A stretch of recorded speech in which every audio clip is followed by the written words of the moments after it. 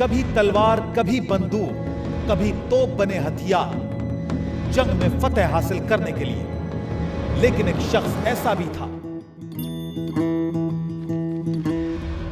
जिसने सत्य, अहिंसा और सत्याग्रह को बनाया हथियार, दुनिया के सबसे बड़े साम्राज्य को चुनौती देने के लिए। गांधी से बड़ा इस देश में कुछ नहीं है।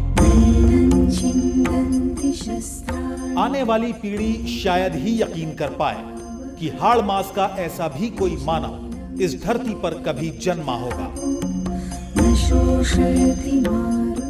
ये शब्द अल्बर्ट आइंस्टीन ने उस व्यक्ति के लिए कहे जो ना तो किसी विशाल राज्य का शासक था और ना ही सेना का कमांडर। उसके पास ना तो कोई पदवी थी और ना ही कोई ओहदा, लेकिन उसके पास थे कुछ शब्द, अहिंसा और सत्यमेव जयते जैसे शब्द। शरीर पर था खद्दर का कपड़ा। इस सहजता में छुपी थी ताकत उसके आत्मविश्वास की, जिसके पीछे पूरा हिंदुस्तान निकल पड़ा सत्य और अहिंसा की राह पर।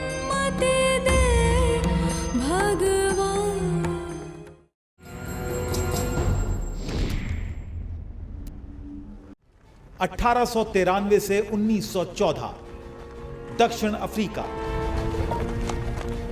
ब्रिटेन यानी दुनिया का सबसे शक्तिशाली साम्राज्य,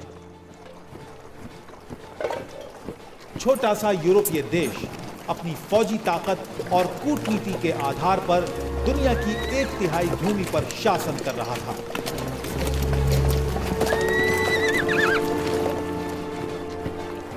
महारानी एलिजाबेथ की सरपरस्ती में अंग्रेजी फौज दूसरे देशों को कभी जंग तो कभी कूटनीति के सहारे ब्रिटिश साम्राज्य का हिस्सा बनाती गई।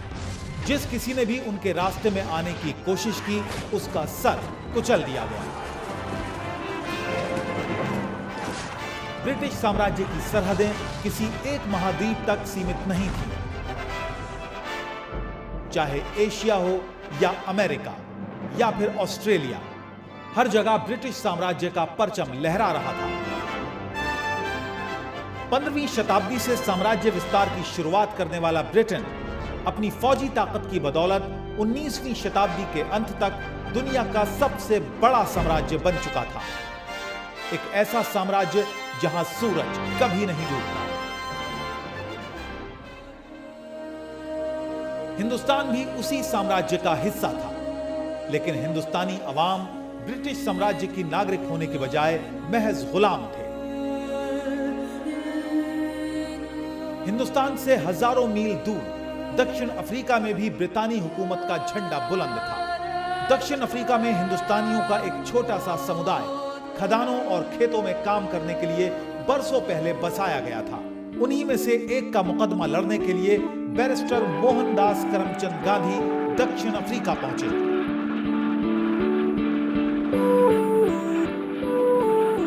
लेकिन डरबन से प्रिटोरिया के सफर में गांधी जी के जीवन में एक ऐसा मोड़ आया जिसने बदल दी अफ्रीका की तस्वीर, और जो बदलने वाला था भारत की तकदीर। इस घटना ने न सिर्फ गांधी को बदल दिया, बल्कि पूरे ब्रिटिश हुकूमत की तकदीर भी बदल दी। काले हिंदुस्तानी होने की वजह से उन्हें ट्रेन से बाहर फेंक दिया गया। इतना ही नहीं, अदालत में पगड़ी उतारने के आदेश जैसे तमाम तरह की बदसलूकियां गांधी के साथ हुई। ब्रिटिश हुक्मरान इस बात से अनजान थे कि उनकी रंग भेद की नीति एक ऐसे शख्स को तैयार कर रही है जो आने वाले सालों में उसके साम्राज्य को उखाड़ फेंकेगा।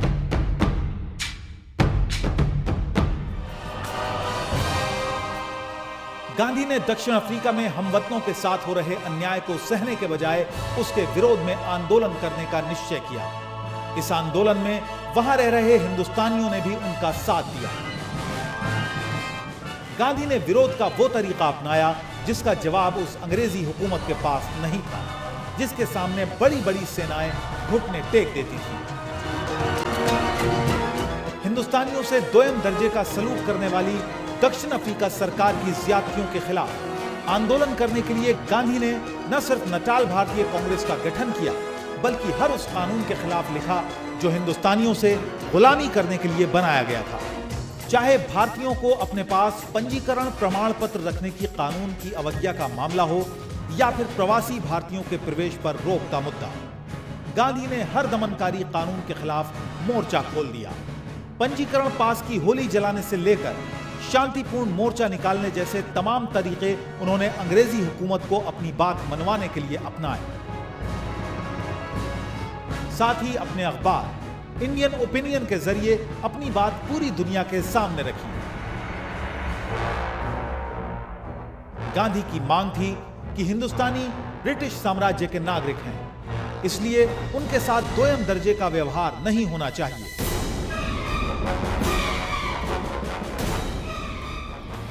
कई सालों के संघर्ष के बाद 1914 में ब्रिटिश सरकार ने गांधी के सत्य के आगे घुटने टेक दिए और उस कानून को खत्म करने के लिए कदम उठाए जो हिंदुस्तानियों के खिलाफ थे।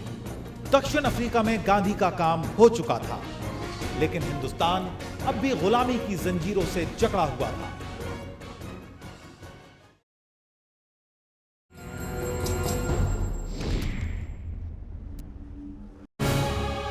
जनवरी 1915 बंबई।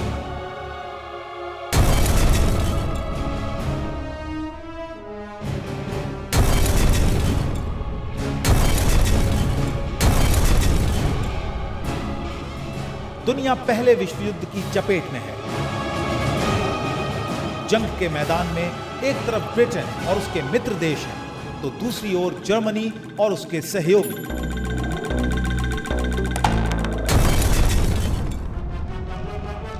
जंग में शामिल हर देश हिंसा के जरिए दूसरे पर काबिज होना चाहता है। अपना वर्चस्व स्थापित करने के लिए जंग के मैदान में लहू बहाने में कोई कोताही नहीं बरती जा रही।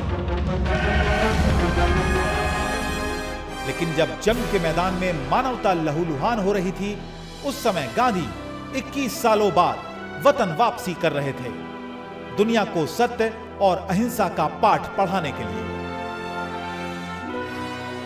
दक्षिण अफ्रीका में गांधी के आंदोलन की पूरे हिंदुस्तान में चर्चा थी और गोखले जैसे कांग्रेस के नेता गांधी की मदद कर रहे थे। जिस समय गांधी हिंदुस्तान लौटे, उस समय देश में होम रूल के लिए देशव्यापी आंदोलन की तैयारी चल रही थी। राष्ट्रीय आंदोलन में शामिल नेता सोच रहे थे, ब्रिटेन प्रथम विश्व युद्ध में उलझा हुआ है, इसलिए अंग्रेजों से अपनी बात मनवाने का इससे बेहतर मौका उन्हें नहीं मिलेगा। लेकिन गांधी इस दलील से सहमत नहीं थे।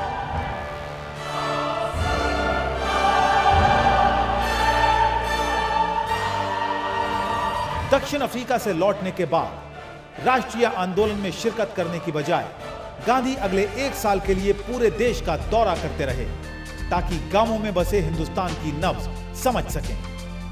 सफर में जो हिंदुस्तान उन्हें देखने को मिला, उसने गांधी को झकझोर दिया।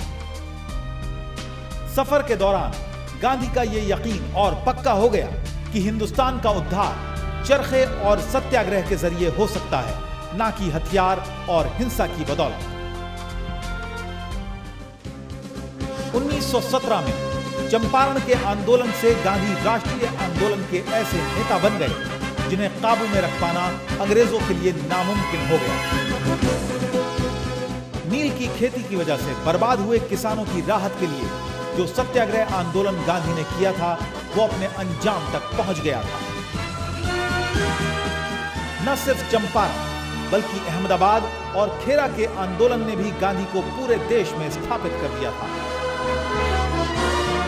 इन 3 आंदोलनों से गांधी हिंदुस्तान की सबसे सशक्त आवाज बन गए थे, जिसे नजरअंदाज कर पाना अंग्रेजी हुकूमत के लिए मुमकिन नहीं था।